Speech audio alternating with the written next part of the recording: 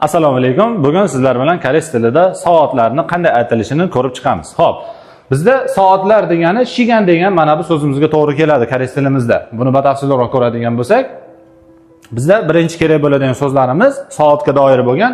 Bizda mana bu shi hamda bun, minut hamda pan, yarim degan so'zlarimiz bizda ko'proq rol o'ynaydi va bu so'zlarimizni slovarimizga yozib olamiz. Xo'p, aytaylik endi biz soatni 1:30 demoqchi bo'lyapmiz.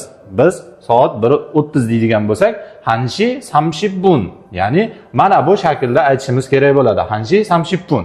Yoki bo'lmasam buni biz 1:30 deb osongina aytib ham qo'yishimiz mumkin. Bu shakli bo'ladi. Mana bunday hanshi pan imnida degan narsa bo'ladi.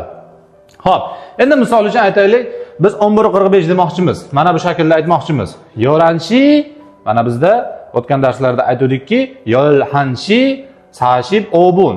Xo'p, o'tgan darsimizni bir eslab olaylik.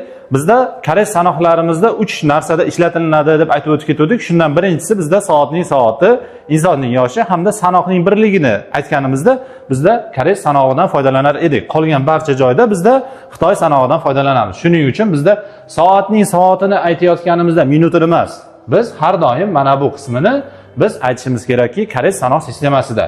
Va minutlarni har doim biz aytamizki, buni Xitoy sanoq sistemasida aytishimiz kerak bo'ladi. Xo'p, endi koreyslarda asosan foydalanadigan sanoq sistemasi 24 soatda ham foydalanishadi. Lekin sizlar o'rganishlaringda 12 soatlik sanoq sistemasini o'zlaringga baza qilib oladigan bo'lsalaring, yaxshiroq o'rganasizlar. Nimaga? Chunki 12, ya'ni soat 12:59 gacha bo'lgan holatida soatini aytganimizda, ya'ni mana bu 12 deydigan bo'lsak, misol mana bu joydan 12:59 dedigan o'sha holatda aytadigan bo'lsak, yo'ltushi oshib kubun deb aytamiz, to'g'rimi? Endi 13:00 deydigan bo'lsak, biz aytishimiz kerak nima? Yo'lseshi imnida deb aytib ketishimiz kerak. Lekin koreyslarda shunday narsa bor. Hali Koreyada men yashab turgan yoki bo'lmasa endi boradiganlar bo'lsa, xudo xolasa borganlaringda buni eshitasizlar, ular Xitoydagidan foydalanib ketadi. O'zlari ham grammatikani buzadi. Mana shu joyi eslaringda tursin. Mabodo nimaga bu Xitoydan foydalanyapti deydigan bo'lsa, ularda og'zaki, ya'ni razgovorida bu narsa qotib qolgan. Shuning uchun o'sha holat, ya'ni 12 dan uyog'iga ular Xitoyda ishlatish holati kuzatiladi. Garchi bu narsa grammatikni xato hisoblansa ham. Xo'p, shuning uchun biz 12 gacha bo'lgan soat birligini olamiz. Ya'ni endi bu narsada qanday ajratamiz deydigan narsa bo'lsa, misol uchun aytaylik, bizga yana kerak bo'ladi ikkita so'z. Bizda ojon degan so'zimiz bor hamda ohu degan so'zimiz bor. Bu so'zlar nimani anglatadi? Ojon deganimiz bizda, ya'ni abedgacha bo'lgan, ya'ni 12:00 gacha bo'lgan vaqtni bizda ojon deyiladi. Ya'ni abedgacha. Endi abeddan keyingi to bizni shom paytigacha bo'lgan vaqtlarda bizda ohu deb aytishadi abeddan keyin. Abeddan keyingi, demak, shundan bilamizki 12 soatlik sistemani olib oldidan biz ojon yoki ohu deb qo'yadigan bo'lsak, biz kunning qaysi qismiligiga boyaganda ifoda qilgan bo'lamiz. Misol uchun bizda hech kim ko'p holatlarda 7:00 demaydi, boyaganda kechki 7:00. Ba'zida aytamiz yo'q, yoki bo'lmasa bu narsa ifoda qilinmaydi. Shunaqa paytlarda koreyslarda mana bu ifodani ifoda qilish bilan yo kechki yoki ertalabkiligini tushunib olishadi. Xo'p, buni bitta misollarda ko'raylik. Misol uchun ojon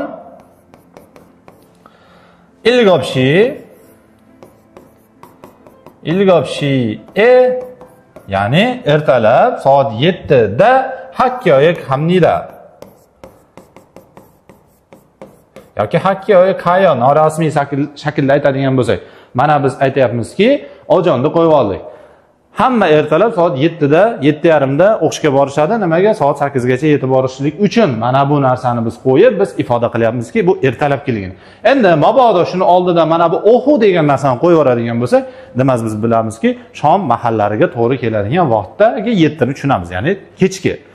Xo'p, bu ham tushunarli bo'lsa, keyingisiga ketdik. Endi bizda soatni ifoda qilishda ko'p kuzatiladigan grammatikamiz bor. Bu grammatikani ham shu paytda o'rganib ketishimiz maqsadga muvofiq bo'ladi.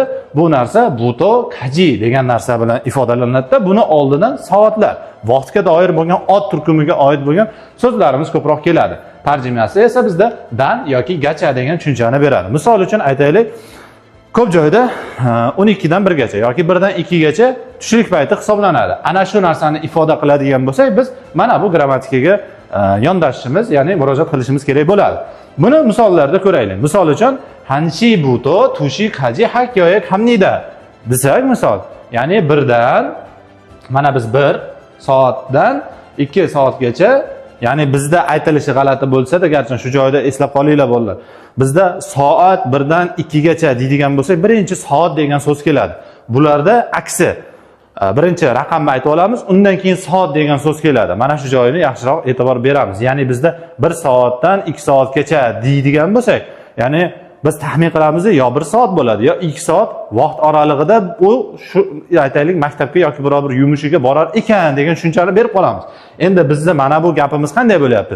Soat 1 dan 2 gacha maktabga boraman.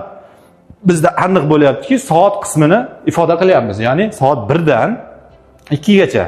Mana shu oraliqda biz maktabga borishligimizni ifoda qilayotgan bo'lamiz. Gapimizda jicha farqi bor. Va shu narsa hanshi buto tushi kaji hakka hamnida. Mana bu shakllarda bizda tuzilinadi.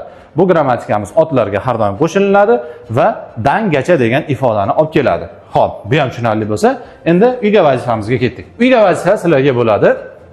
Mana bu soatlarni uyda mustaqil yozishlikka harakat qilamiz va yozib mashqlarni qilamiz. Va grammatikani ham qo'shib turib, aytaylik, boshqacha bir gaplarni tuzishga harakat ko'ramiz. Sizlar bilan yana darsda ko'rishguncha xayr.